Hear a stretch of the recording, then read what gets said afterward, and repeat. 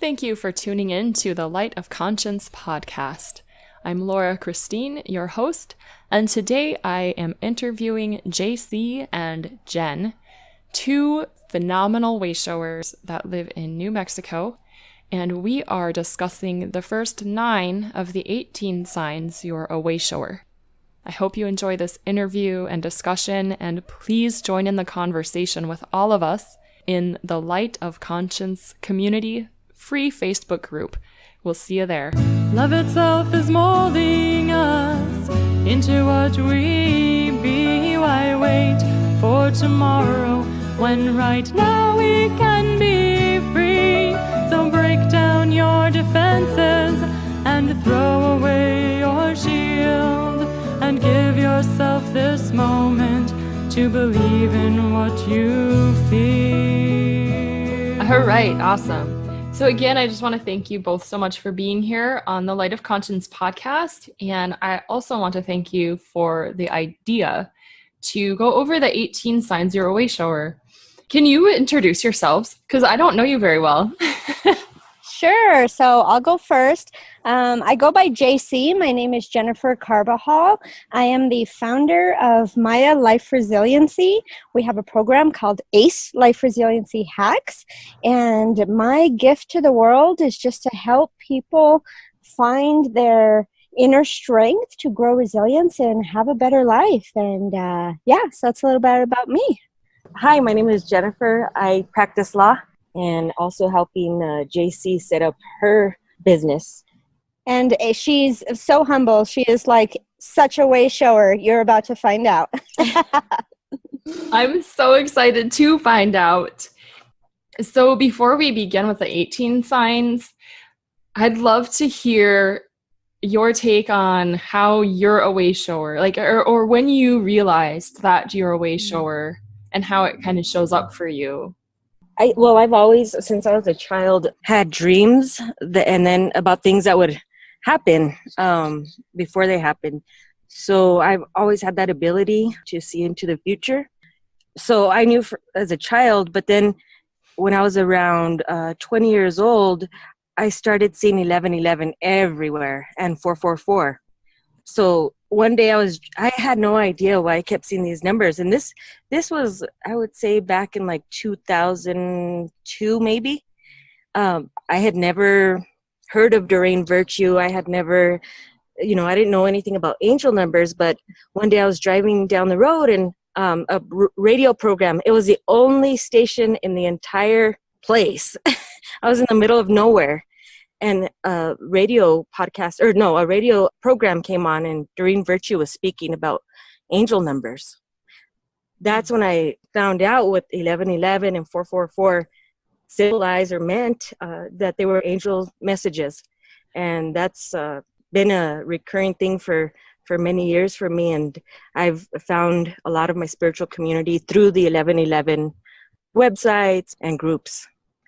Wow. That's like, that's divine alignment right there, right? Like you're seeing things you have no idea, and then all of a sudden, boom, there's your answer, because it's literally the only thing you can listen to at that point. Right. That is so amazing. So I learned how to manifest and learned several things just from starting to study Doreen Virtue and other people like her.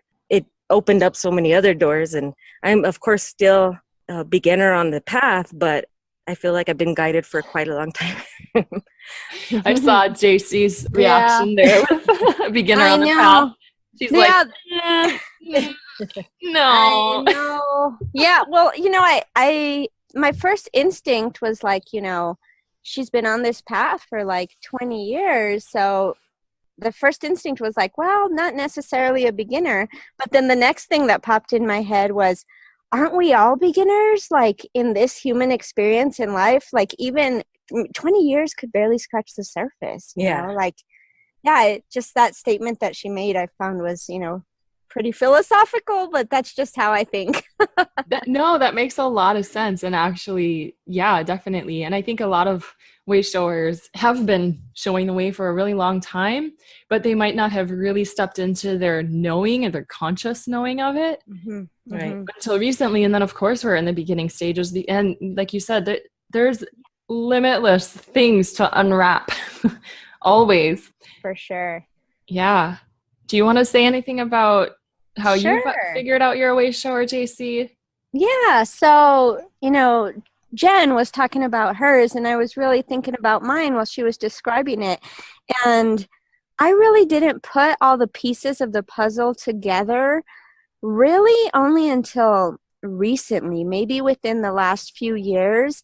Jen and I are around the same age. I'm slightly younger, but not too much. But looking back on it, it's always easier to see the signs than when we're living it. And so as a child, I remember always wondering about like why we were here on earth, what life really was, what was my purpose, what was my mission. And then this is like 4 or 5 years old. I remember like maybe right before kindergarten, looking up at the night sky and thinking about that. And then I've always been the one to like mediate and like show people another way of looking at things. And I went to college and I became fascinated with psychology, and then I was in the military and learned life resiliency. And then when all that came together, I kind of had just this insight that it all comes together because I am a wayshower, and it's all happened exactly as it was supposed to get me to this point in my life. And so I think it's so awesome that Jen saw that insight really young, at the age of 20. And like you said, so divine. Like she had no choice but to listen to it and absorb it because of what was presented. And to other people such as me, it's just presented as little events that later in life align when they're supposed to. You guys are the perfect example, because when I talk about what it is to be a wayshower, I'm like, there's really two answers I get. It's like, it was this thing, or I don't really know. I just kind of came to me, or I've always just kind of been, or so it's just absolutely perfect. And I think that all of us have a little bit of both of those, but I think the main theme for each of us is going to be a little bit the one or the other. Right. And her and I are always, well, not always, most of the time we're opposite, like yin and yang. So it's no surprise that it was such a different experience that we both came to this place, but we both came to the same place, but in such a different way. Yeah. I have to ask how you met. Was it a dream? Oh, yeah. Did that dream you into existence? Well, I had manifested her into existence. Yes. I had done a mind movie about a relationship and manifested, exactly what I wanted. And then she showed up, and she looked exactly like the picture too. And but most importantly, she's my soulmate. She's my twin flame, my everything. So okay. Yeah. Anyway, okay. So, I mean, in the like typical external, the majority of people will understand it. Her next door neighbor introduced us because him and I worked together at the Pentagon, and he was next door neighbors to Jen when she was working for NASA in DC. And so that's how that, manifested. But Jen is exactly right in that we have been together forever, even before we met in this lifetime.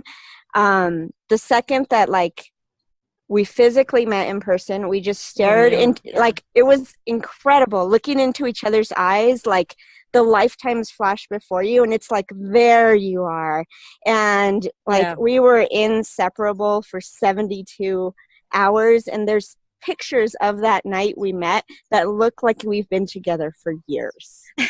Yeah, it's like, are you sure you guys just met? I was like, we met in like 20 minutes before this one picture, and it looks like we're just like, yeah. And there were so many things about us meeting that were just, and it's to the outside eye, it could just be like a ton of coincidences, but we know that it's more than that. It's like we're one and the same that just manifested in this lifetime in two different bodies. But sometimes I'll tell her what she's, are you thinking this? And she is, because and I mean, it's not like, sometimes it's really profound things, and sometimes it's just like, we should have a pizza, and I'm like, literally those words, we should have a pizza, had just flashed before my brain like 3 seconds before, and I look at her like, really? And she's like, I know. I have to say, you two have like many people's dream relationship. So it's really fun to hear you. It's really fun. And it's funny because I have to tell this story. My husband said that he uses this phrase. I've explained it to JC a little bit, but I'll explain it again. He said, I totally JC'd you into my life. And so if you haven't seen Jim Carrey's, I think it's a graduation speech on Facebook. It's been around a lot, and it's all about how, it's really your responsibility to create your life. And if you are as pure of heart and all of that, so basically he talks about manifesting. That's what he talks about. And that's, the phrase that most people know, but my husband's not really in the quote unquote spiritual circles. So he's like, oh, we got to Jim Carrey it. And we got to JC it, baby. And then I met a woman named JC, and I'm like, this is the coolest thing ever. And my nickname is Elsie. So it's fun. Elsie. And so, our meeting was, I was not looking for a partner when we met, but I have a similar experience of just, you've known this, like you already know this person, even though you just met, you already know them. And it was kind of like that. So that's so great. I love hearing that story. And now let's dig in to the 18 signs. The reason I want to do this with the two of you is because JC and I were in a group, a coaching group, and she mentioned that, Jen, you saw them and resonated with all of them. And then we talked a little more recently, and then she said you both did. So let's dig in. And I created this list by just writing down traits that I have. So yes, I am maybe arrogantly calling myself a wayshower, but oh no, it's not arrogant. You are completely a wayshower, and just to clarify, I resonate with some of them, but Jen, no doubt, has like all of them. Perfect. All right. So the first one is, you are or have recovered from being hyper self-critical. Oh, I'm still in recovery. Aren't we all? JC, you can talk about that one. I'm still. Go ahead, Jen. Okay. So JC, I'll jump in here while Jen's gathering her thoughts. So I guess the epitome or like apex of my hypercriticality was I was obsessed with body image, how my body looked, weight, and to the point where like I was trying to do a bodybuilding show because I wanted to achieve my weight and see what I would look like with muscles. And if that isn't bad enough, my perfectionist tendencies and just everything that I do, like I want it to be perfect and it's a reflection of who I am. And if it's not perfect, I was like that for a very long time. And it's, ongoing, but in the last few years, I've really made a lot of progress where I realized that like, it doesn't have to be perfect. And most of the time, people don't even pay that much attention anyways. And the ones that do, I usually don't want around me. So like, it's a win-win. Less stress. If they, matter, they usually don't mind. And if they mind, then they usually don't matter. Hooray for working through self-criticality.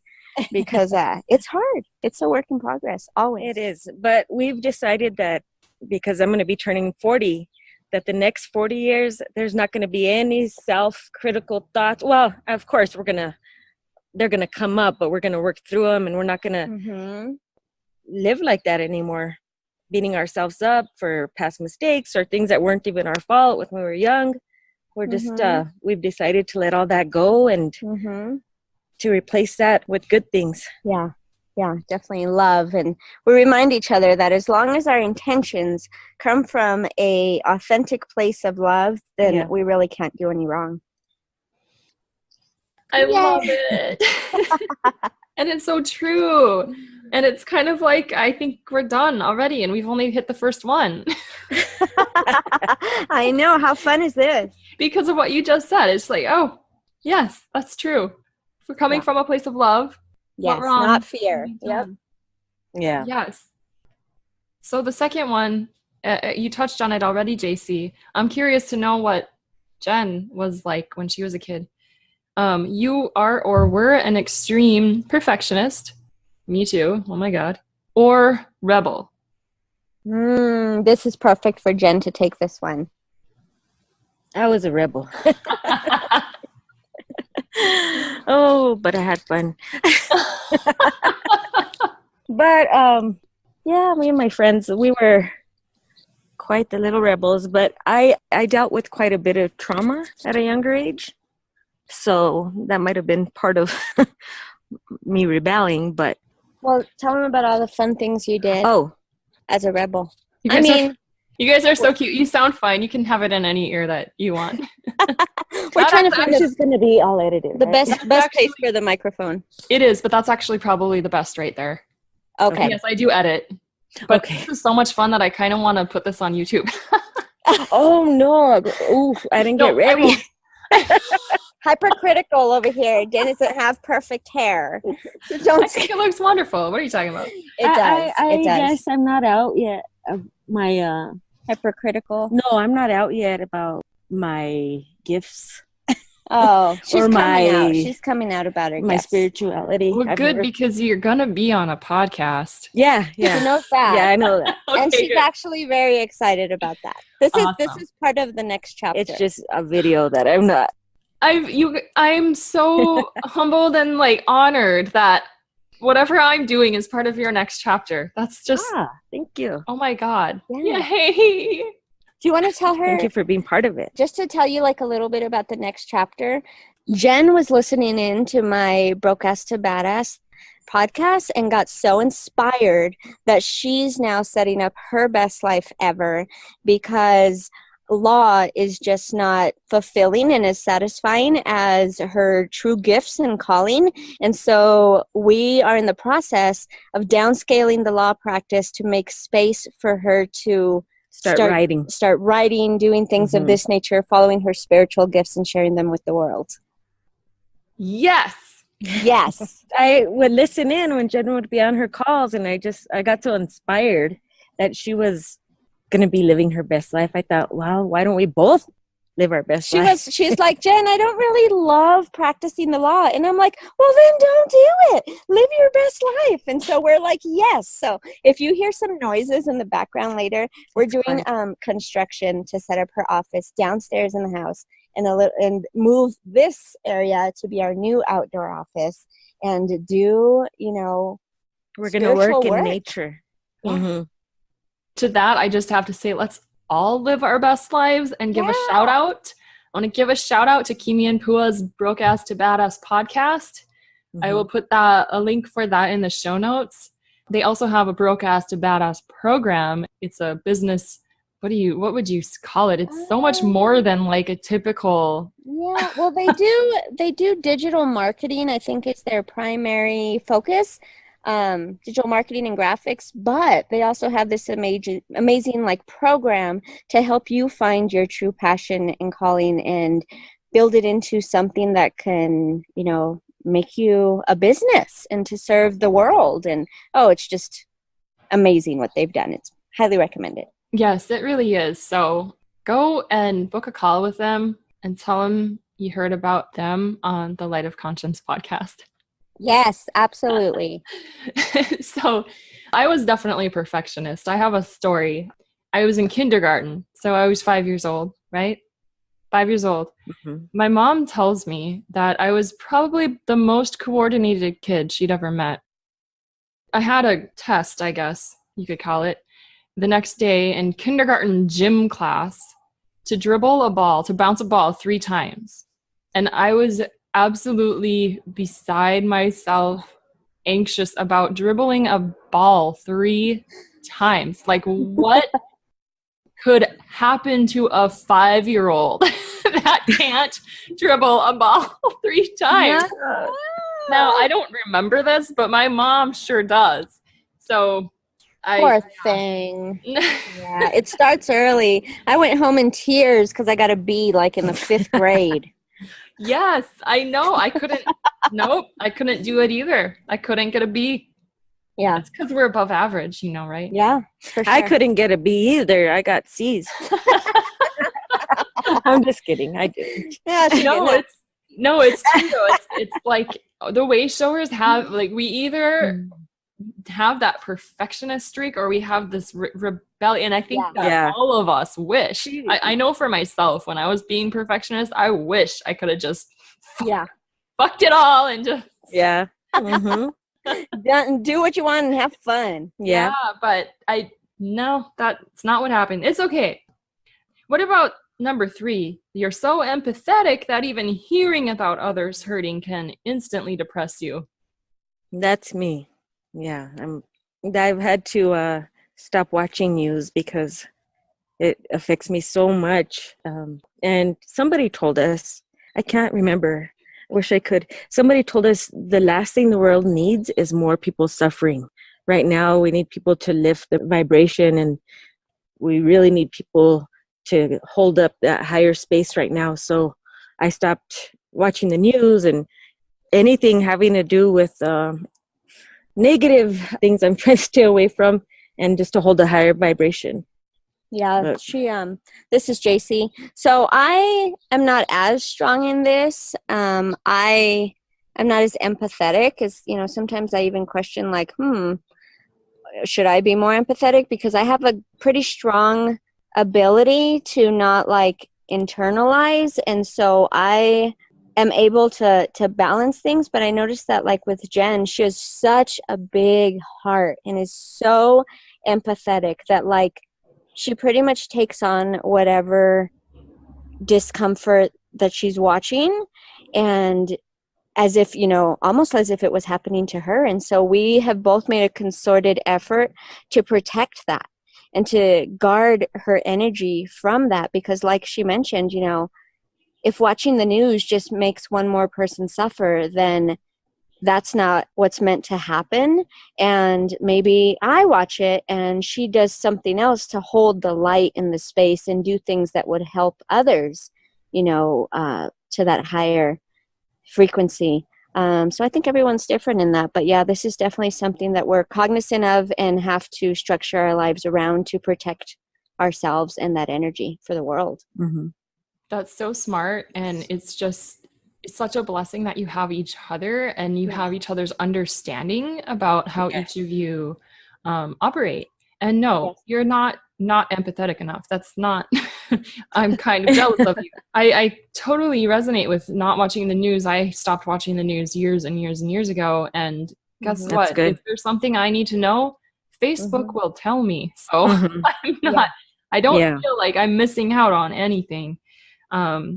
But that you're able to, JC, watch it, and then you're okay with the fact that she's not going to watch it is really awesome. I have the same situation with Game of Thrones. I cannot watch that show. I just can't watch it. But my husband, he loves it. So many people love it. And so there's nothing wrong with me because I don't love this show that's the most popular show of all time. And there's nothing wrong with the people who love it. It's just we all have different amounts I think we can process, or different ways of processing different things and different interests. So yes, absolutely. Yeah. I've never seen Game of Thrones. So. Don't. If you're that empathetic, I don't think you will enjoy it.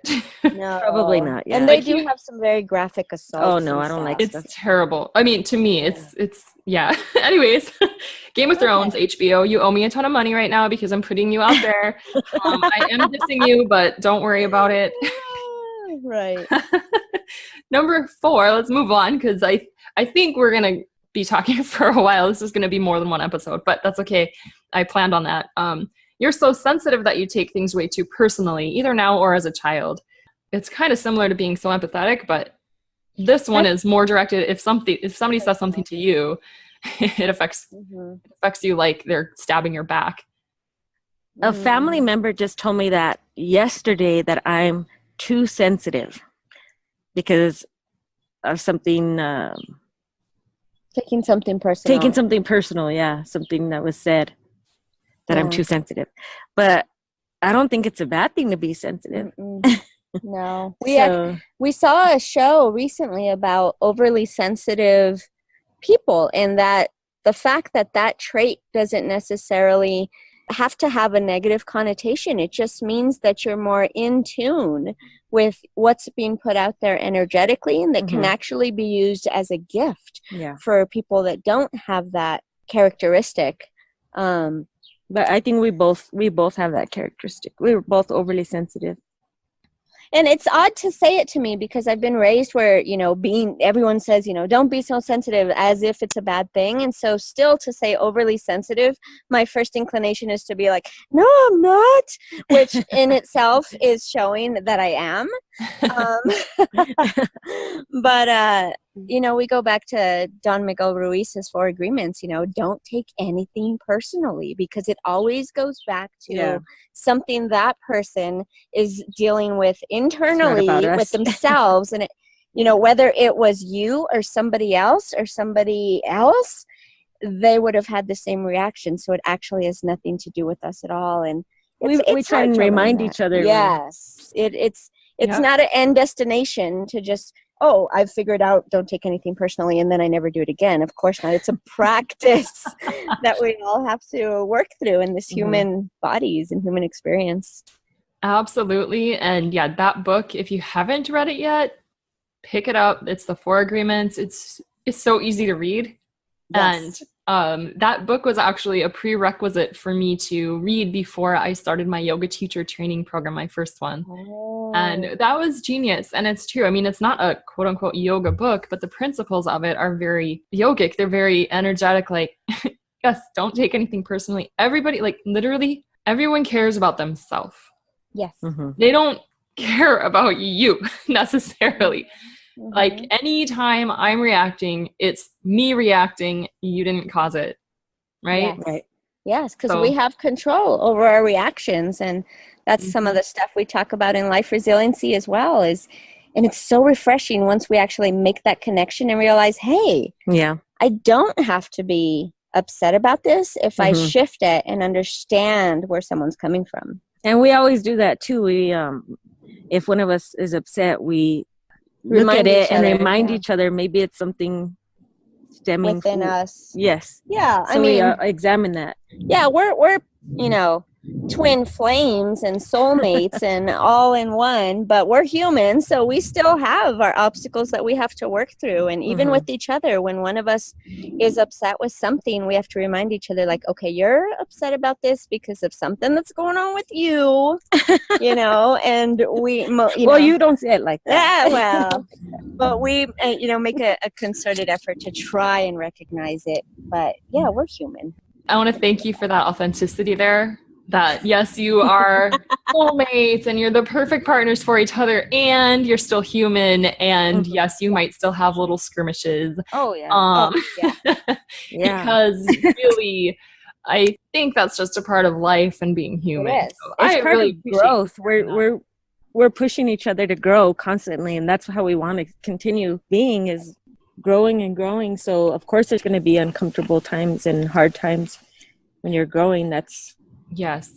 I'm curious about how you say that, because if John was upset about something and I said, well, you're upset about something because of something going on with you, that would not go over very well. That's why I said she doesn't say it like that.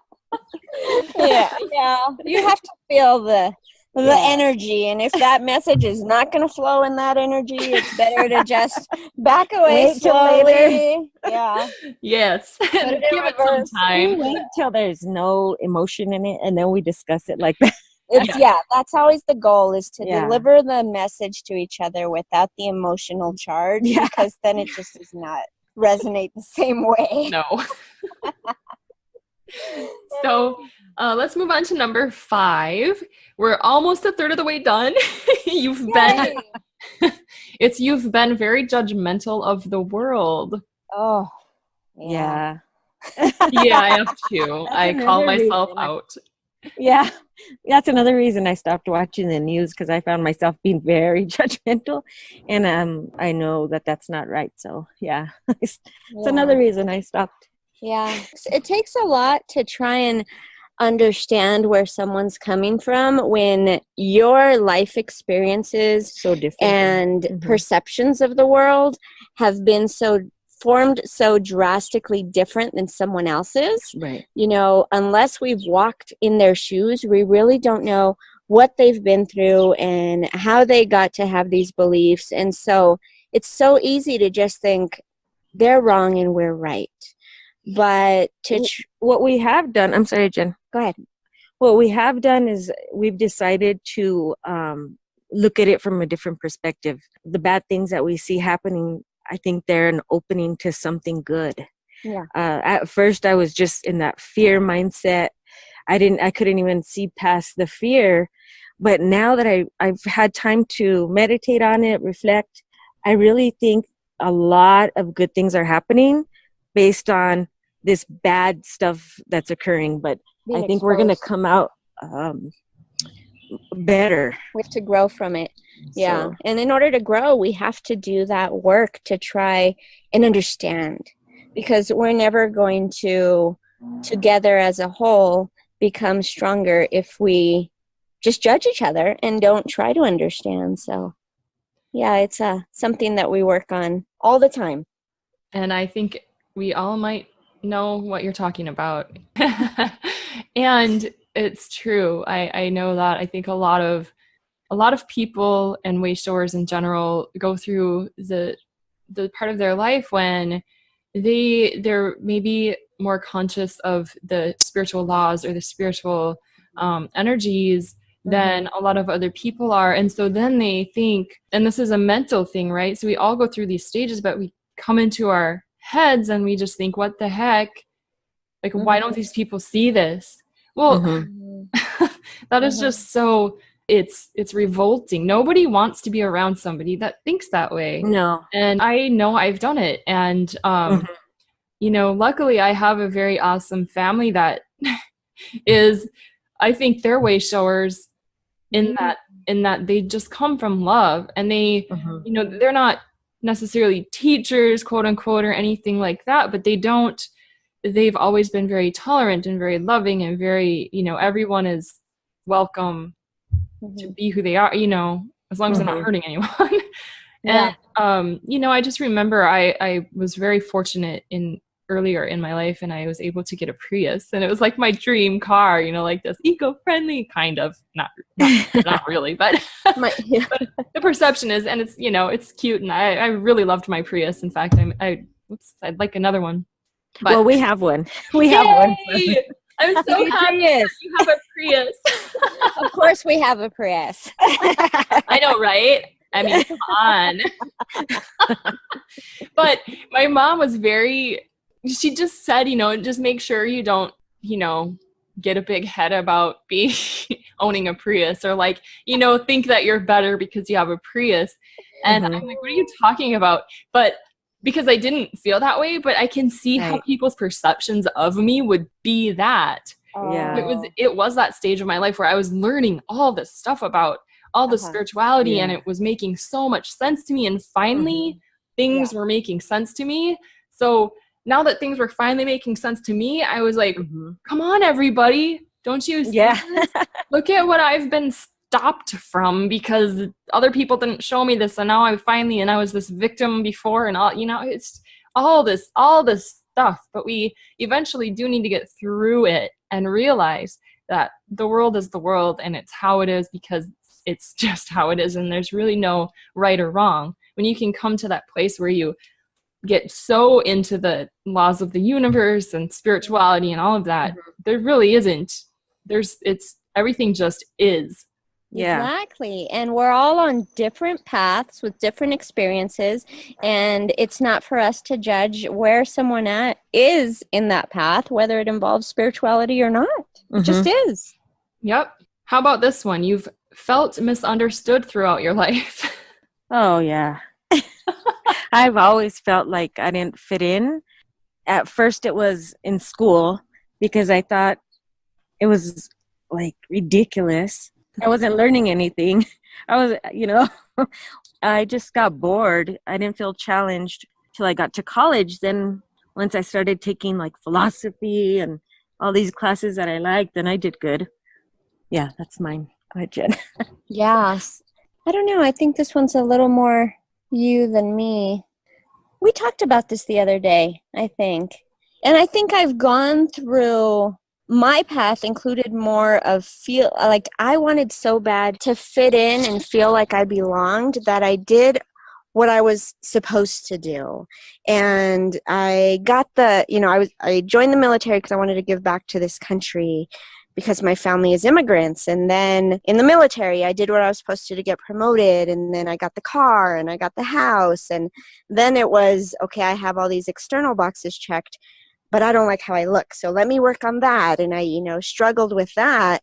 And so, I don't know, I guess in hindsight, maybe I felt like I was never enough and I didn't belong in that aspect, but I did feel part of communities that had similar struggles. So I felt like I did belong in the people that were obsessed with what they look like. Because, I mean, look at how many millions people make on diet industry. And I was part of that because I was the buyer and I belonged there. And then when I had my awakening and realized everything, then I felt like I didn't belong. Then it was, okay, now that I have this profound insight into the laws of the universe and spirituality, where does that fit in? And so I did kind of go through a period where, and that's actually kind of when I met Jen, that how do I integrate into society with this new insight? And then I found her and she was the same way. And now it's all coming together to how we can share that with the world through these gifts. And it's now starting to feel like we belong as a whole with the awakening. But yeah, I guess, we all kind of go through that as Wayshowers. Definitely. And honestly, I think the next one is so similar to the one before. It just says, you feel like no one sees the world like you do. Mm-hmm. I guess it's different, but I think we've so touched on it, unless either of you has anything to add. Well, we both, sorry, go ahead. No, I was just saying, Okay. We both had, really good jobs and we were living in the big city and all those things like Jen said, but we didn't feel like we fit in with the materialism and all that big city consumerism. We're not, I just feel like we don't fit in that way.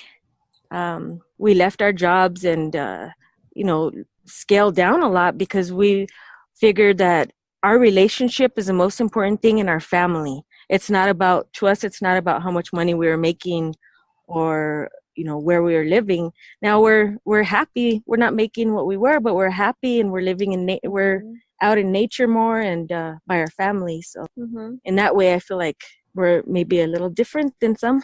Oh yeah, I was there too. I went the path of, I went to college to get a degree so I could get a job, so I could get a Prius and a house. And I did. And I had all of that. I had a husband. I got married because I was 21 when I got married. And looking back, obviously, I see a lot of what I didn't see then. But I really know that I got married because I really just thought, this is what I need to do. This is a good man. I'm going to do, and he is a good man, but it didn't last just because our soul growths were so different. And yeah, but I did do that too, because I was trying to see the world as I thought that as a human, you're supposed to see the world. But no, it didn't work for me. And it works for a lot of people because that's truly just how people see the world. And that's how they want to live. And it's healthy and good for them and they enjoy it. And it's just exactly what's right for them. And there's a lot of us that it's not right for. And we try to put ourselves into that. And we're miserable if we're trying to put ourselves into somebody else's box. I mean, I did a long time. I've done that. Yes. It's not a great way to live. No, depression is real. Yeah. And that's the cause a lot of times, especially with Wayshowers. And I just saw something this morning. The Dalai Lama said depression or mental illness usually stems from a lack of compassion. And it can be a lack of compassion from others or a lack of compassion for yourself. Or from society. From society. Yeah. And then we reminded each other that we have to start with self-compassion. So when we don't feel like we're of this world and how to live in it, to tell ourselves it's okay to feel that way. We can't beat ourselves up for being depressed. It's just backwards. True. It's true, and a very good point. And I'm just so excited for all of the listeners of this episode, whether it's the day it comes out or years later when they find it and they go back and download these episodes. You are sharing so much amazing, inspiring information and wisdom. I'm just thrilled. So thank you so much. Of course. Yeah. For all the Wayshowers out there, if you're listening to this and any of this resonates with you and you're like, I wonder if I'm a Wayshower. You are. This was meant for you to hear. Exactly. Yes. Hearing this. You are. And that actually brings us to number 9, which is something that we have been touching on for the last few. You never felt like you fit in anywhere, or fitting in is not your forte is what I shortened it to. And I just know that we all talked about how we did and didn't fit in, and we tried to fit in and it wasn't quite right. And then, that is half of the reason, or the signs that you're a Wayshower. Yeah. And I think as far as that last part about not fitting, or fitting in is not your forte, I think that, when we start to recognize that we are Wayshowers, if we had those tendencies in the past, such as I did with all of my things that I did, it's no longer our forte. So even though if it has been in the past, we recognize it doesn't have to be anymore. So maybe it was before. Exactly. And something else that just came in when you were talking about that is what we start to realize is that fitting in is really, it's really a falsity for pretty much anyone. And that fitting in for us is fitting in to ourself. And when we fit in with, fit into our path and into our presence and who we really are, our quote unquote authentic self, and we fit in everywhere at the same time as not fitting in anywhere, because yeah.